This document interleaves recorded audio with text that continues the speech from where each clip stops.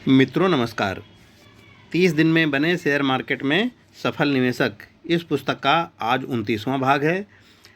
और मित्रों, आज के बाद सिर्फ एक भाग और बचेगा, 30 दिन पूरे हो जाएंगे।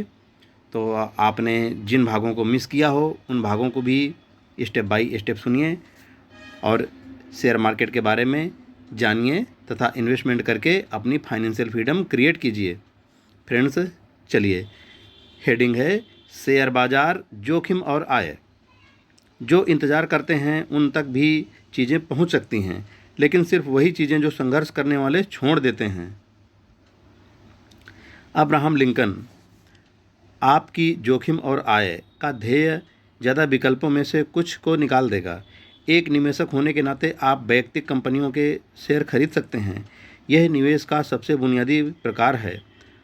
बॉटम अप तरीके में जब आप हर शेयर को अपनी सोच, उनकी कीमतों एवं लाभांश के आधार पर खरीदते तथा बेचते हैं, तब शेयरों में सीधे निवेश म्यूचुअल फंड द्वारा ली गई फीस से बचाता है एवं उचित विविधीकरण के लिए ज़्यादा प्रयास की अपेक्षा करता है। उन्हीं शेयरों को चुनें जो आपकी निवेश की ज़रूरतों को बेहतरीन तरीक़ों से पूरा करते हों।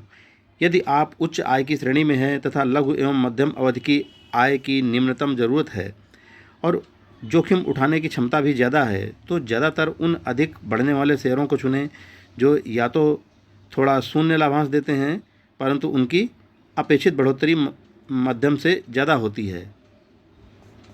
कम लागत वाली इंडेक्स फंड आमतौर पर सक्रिय रूप से प्रतिबंधित फंडों की तुलना में फीस में कम चार्ज करते हैं। वह ज़्यादा सुरक्षित हैं क्योंकि वह अपने निवेश जाने माने इंडेक्सों पर आधारित रखते हैं। उदाहरण के लिए, कोई इंडेक्स फंड अपनी परफॉर्मेंस बेंचमार्क SP 500 इंडेक्स के शेयरों पर आधारित रखता है। फंड ज़्यादातर या पूरे एसेट्स खरीद लेगा एवं इंडेक्स की परफॉर्मेंस की बराबरी कर लेगा। यह एक सुरक्षित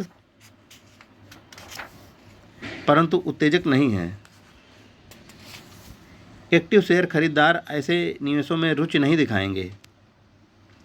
इंडेक्स फंड नए निवेशकों के लिए एक अच्छी शुरुआत हो सकती है। कम लोड वाले सस्ते इंडेक्स फंडों को खरीद कर रखना और डॉलर कास्ट एवरेजिंग स्ट्रेटजी को उपयोग करने से देखा गया है कि दीर्घकाल में वह एक्टिव म्यूचुअल फंड को पीछे छोड़ देते हैं। ऐसे इंडेक्स फंड चुनें जो वार्षिक आय एवं इंडेक्स अनुपात में सबसे कम हों। एक एक्सचेंज ट्रेडेड फंड ETF एक ऐसा इंडेक्स फंड है जिसे शेयर की तरह निवेश करते हैं। ETF एक अनमैनेज्ड पोर्टफोलियो है। इसमें स्टॉक एक्टिवली मैनेज्ड फंड की तरह लगातार खरीदे और बेचे नहीं जाते और कमीशन के बगैर ही अक्सर लेन देन होते हैं। आप खास इंडेक्स पर आधारित ETF खरीद सकते हैं जो किसी निश्चित उद्योग या वस्तु जैसे कि सोने पर आधारित हो सकते हैं। ETF नौसिखियों के लिए एक बढ़िया चुनाव है। आप एक्टिवली मैनेज्ड म्यूचुअल फंड में भी निवेश कर सकते हैं। इन फंडों में कई निवेशक पैसा लगाते हैं और उसे शेयरों एवं बॉन्ड्स में लगाते हैं। व्यक्तिगत निवेशक पोर्टफोलियो के शेयर खरीदते हैं। व्यक्तिगत निवेशक ऐसे पोर्टफोलियो बनाते हैं जिनका एक विशेष लक्ष्य होता है, जैसे दीर्घकालीन उन्नति, क्योंकि यह फंड एक्टिवली मैनेज्ड होते हैं। प्रबंधक लगातार शेयरों को खरीदते बेचते रहते हैं ताकि फंड के लक्ष्य प्राप्त हो सकें, इसलिए इनकी फीस ज़्यादा होती है। म्यूचुअल फंड एक्सपेंस रेशियो आपके प्रतिलाभ दर को हानि पहुंचा सकते हैं एवं आपकी आर्थिक उन्नति में बाधक है।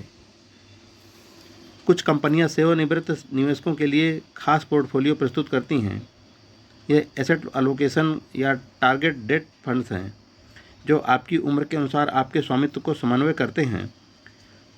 उदाहरण के लिए, जब आप युवा हैं तो आपका संकलन इक्विटी की तरफ होता है। जैसे जैसे आपकी उम्र बढ़ती है, यह संकलन आपकी निवेशों को स्थिर आय सिक्योरिटी में बदलता जाता है। दूसरे शब्दों में, यह आपके लिए वह करता है जो आप अपने वयस्क होने पर अपने लिए करने की उम्मीद करते हैं। ध्यान रहे कि यह फंड्स साधारण इंडेक्स फंड एवं ETF के मुकाबले ज़्यादा महंगे होते हैं, लेकिन यह दूसरे निवेश से बेहतर प्रदर्शन करते हैं। निवेश चुनने से पहले यह जरूरी है कि आप विनिमय का खर्चा और फीस को परखें। खर्चा एवं फीस आपके प्रतिलाभ को घटाती है तथा आपकी आय को कम करती है। इसलिए यह जानना जरूरी है कि जब आप शेयर खरीदें, संभालें या बेचें तो आपको क्या कीमत अदा करनी पड़ेगी। एक शेयर की आम विनिमय कीमत में commission, bid ask spread, slippage, SEC section 31 fees है, कैपिटल गेन टैक्स शामिल है, फंड्स में लगने वाली cost management fees, sales loads भार, प्रतिदान कीमत, रिडम्पशन फीस, विनिमय fees, account fees, 12E1 fees और ऑपरेटिंग खर्चे शामिल हैं। हर शेयर जिसमें आप इच्छुक हैं उसका आंतरिक मूल्य तथा सही कीमत को निर्धारित करें जिसे आपको अदा करना है। आंतरिक मूल्य एक शेयर की योग्यता या कीमत है जो वर्तमान शेयर मूल्य से अलग हो सकती है। सही कीमत जो अदा करनी है वह आमतौर पर आंतरिक कीमत का ही एक हिस्सा होता है जो सुरक्षा का दायरा, मार्जिन ऑफ सेफ्टी तय करती है। मार्जिन ऑफ सेफ्टी 20% से 60% तक हो सकता है जो आपकी आंतरिक कीमत के निर्धारण में अनिश्चितता के स्तर पर निर्भर करता है। शेयरों की कीमत के आकलन के कई तरीके हैं। लाभांश डिस्काउंट मॉडल। एक शेयर की कीमत उसके भविष्य में मिलने वाले लाभांश का वर्तमान रूप है, इसलिए स्टॉक की कीमत इक्वल प्रति शेयर लाभांश का डिस्काउंट रेट तथा लाभांश प्रगति दर के अंतर से विभाजित करके मिलता है। डिस्काउंट यानी कैश फ्लो मॉडल। एक शेयर का मूल्य अपने सभी भविष्य के नकदी प्रवाह का वर्तमान मूल्य है, इसलिए DEF equal CF1 1 equal R।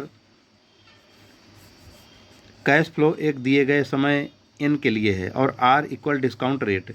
एक अनूठी टाइपिकल DCF गणना प्रोजेक्ट के लिए वार्षिक फ्री कैश फ्लो, वर्तमान cash flow, operating cash flow से पूंजीगत व्यय कैपिटल को घटाना है जो अगले 10 वर्षों के लिए दर्शाते हैं। उन्नति कीमत और टर्मिनल उन्नत कीमत का अंदाज़ा लगाते हैं ताकि टर्मिनल कीमत का अंदाज़ा लगा सकें और फिर दोनों को जोड़कर शेयर के DEF कीमत का पता लगाते हैं। तुलनात्मक गतिविधियाँ। यह विधियाँ किसी शेयर की कीमत उसकी आमदनी क्षमता से लगाती है। Price relative to earnings, PE book value, PB sales, PS और कैश फ्लो P/CF से भी लगाई जाती है। यह शेयर के तात्कालिक कीमत अनुपात की तुलना उपयुक्त मानदंड तथा शेयर के ऐतिहासिक कीमत के अनुपात में से उस कीमत को निर्धारित करती है जिस पर शेयर को खरीदना बिकना चाहिए। मित्रों, आज का 29वां भाग यहीं पर पूरा होता है। जय हिंद फ्रेंड्स।